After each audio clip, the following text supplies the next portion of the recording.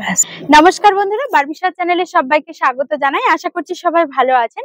তো আমার আজকের রেসিপি দুর্দান্ত স্বাদের ডিমের কষা। এটা আপনারা খুবই কম সময় এবং ঘরোয়া উপকরণ দিয়ে চটজলদি তৈরি করে নিতে পারেন। ডিমের ঝাল ঝোল প্রায়শই তো আপনারা খেয়েই থাকেন, তো একবার এইভাবে ডিমের কষা তৈরি করে দেখুন, এটা খুবই ভালো লাগে। রেসিপিটা শুরু থেকে শেষ পর্যন্ত দেখে নেওয়ার অনুরোধ রইল। ডিমের কষা বা ডিম মশলা তৈরি করার জন্য আমি এখানে 8খানা ডিম নিয়ে নিয়েছি। তো ডিমগুলোকে সবার প্রথমে সেদ্ধ করার জন্য আমি কড়াইয়ের মধ্যে দিয়ে দিচ্ছি।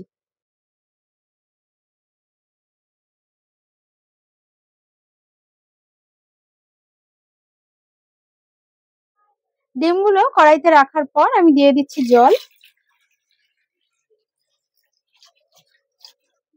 তার সঙ্গে আমি দিয়ে দিচ্ছি সামান্য পরিমাণে একটু লবণ। এবার গ্যাসের ফ্লেমটাকে মিডিয়ামে রেখে ডিমটাকে সেদ্ধ করে নিচ্ছি। 7 থেকে 8 মিনিট সময় ধরে ডিমগুলোকে খুব ভালো করে সেদ্ধ করে নেওয়ার পর আমি খোসা ছাড়িয়ে নিয়েছি। এবার আমি রান্নাটা শুরু করব।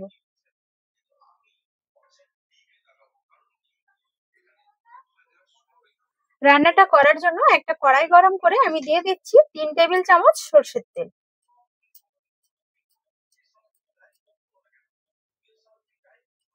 তেলটা গরম হয়ে গেলে সেদ্ধ করে রাখা ডিমগুলো আমি তেলের মধ্যে দিয়ে দিচ্ছি।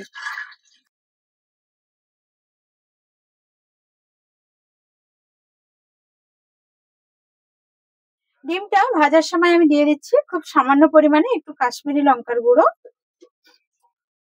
আর দিয়ে দিচ্ছি হলুদ গুঁড়ো,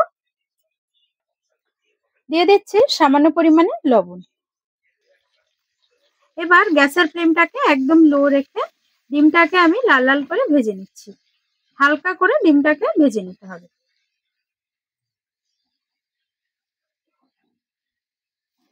নেড়ে চেড়ে হালকা করে ডিমটাকে আমি ভেজে নিয়েছি। এবার ডিমটা আমি তুলে নিচ্ছি।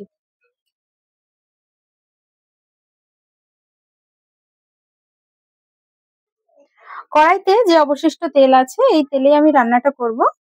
তো এই তেলের মধ্যে আমি ফোড়নের জন্য দিয়ে দিচ্ছি 1/4 চা চামচ গোটা জিরে। তার সঙ্গে আমি দিয়ে দিচ্ছি 2টো দারচিনি টুকরো, আর দিয়ে দিচ্ছি আমি 4 থেকে 5টা লবঙ্গ।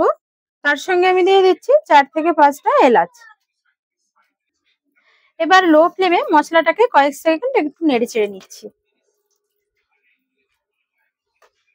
মশলা থেকে খুব সুন্দর একটা মিষ্টি স্মেল আসতে শুরু করলে এই পর্যায়ে আমি অ্যাড করে দিচ্ছি পেঁয়াজ কুচি। আমি এখানে 2টো বড় সাইজের পেঁয়াজকে একদম মিহি করে কুচিয়ে নিয়েছি।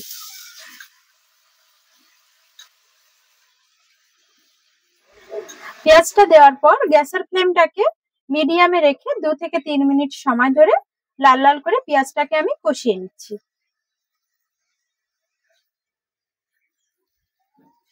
পেঁয়াজের কালারটা এরকম চেঞ্জ হয়ে আসলে এই পর্যায়ে আমি অ্যাড করে দিচ্ছি 1.5 চা চামচ আদা ও রসুন বাটা। তার সঙ্গে আমি দিয়ে দিচ্ছি 4 থেকে 5টা কাঁচা লঙ্কা চেরা।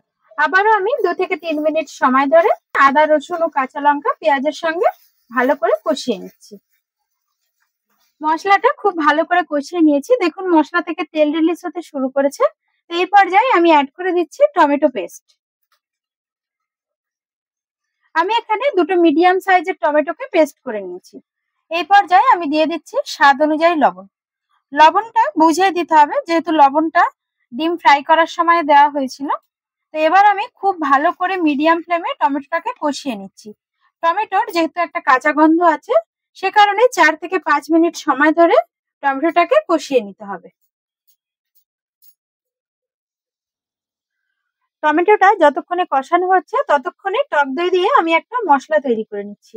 তো তার জন্য আমি এখানে একটা বাটিতে 1/2 কাপ টক দই নিয়ে নিয়েছি, আর এর মধ্যে আমি দিয়ে দিচ্ছি 1/2 চা চামচ হলুদ গুঁড়ো। তার সঙ্গে আমি দিয়ে দিচ্ছি 1/2 চা চামচ কাশ্মীরি লঙ্কার গুঁড়ো, দিয়ে দিচ্ছি 1/2 চা চামচ গোলমরিচের গুঁড়ো, দিয়ে দিচ্ছি 1/2 চা চামচ জিরে গুঁড়ো, তার সঙ্গে দিয়ে দিচ্ছি 1/2 চা চামচ ধনে গুঁড়ো।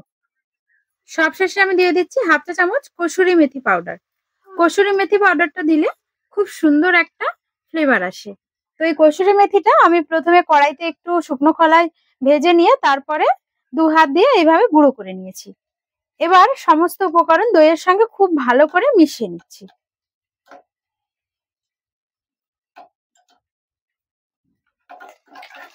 দেখুন দইটা আমি সমস্ত মশলার সঙ্গে খুব ভালো করে মিশিয়ে নিয়েছি। টমেটোটা খুব ভালো করে কষিয়ে নিয়েছি। টমেটোর কাঁচা গন্ধটাও চলে গেছে। এই পর্যায়ে আমি অ্যাড করে দিচ্ছি মশলা দিয়ে মেশানো টক দই।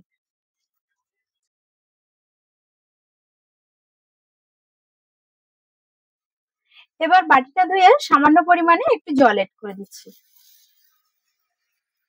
আবারও আমি সমস্ত মশলা খুব ভালো করে কষিয়ে নিচ্ছি। তবে এই মশলাটা কষানোর সময় গ্যাসের ফ্লেমটাকে অবশ্যই লোয়ে রাখতে হবে, না হলে টক দইটা কেটে যেতে পারে।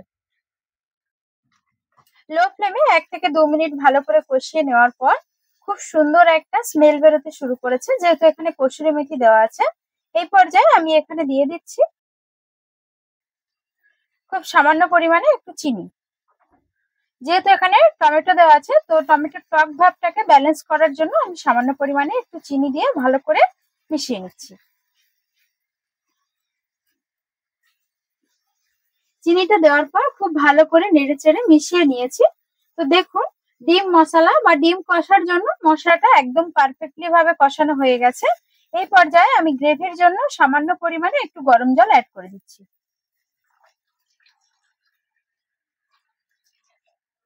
দেখুন ঝোলটা ফুটতে শুরু করেছে। তো এই পর্যায়ে আমি অ্যাড করে দিচ্ছি ভেজে রাখা ডিম।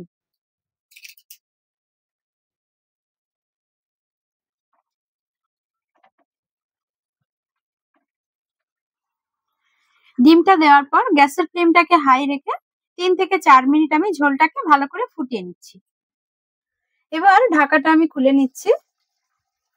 দেখুন কতটা সুন্দর হয়েছে এগ মশলা বা ডিম কষার কালারের টেক্সচারটা।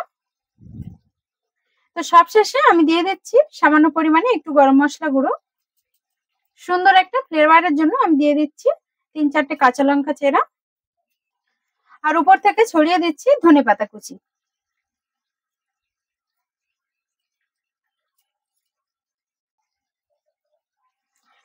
গরম মশলাটা দেওয়ার পর একটু নেড়েচেড়ে মিশিয়ে নিচ্ছি।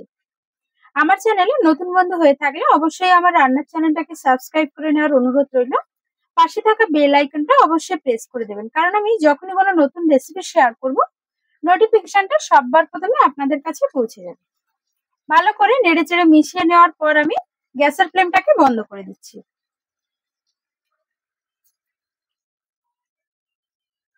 তৈরি হয়ে গেল ডিমের কষা। এটা আপনারা গরম গরম ভাত, রুটি, ফ্রাইড রাইসের সঙ্গে খেতে পারেন। খেতে খুবই ভালো লাগে।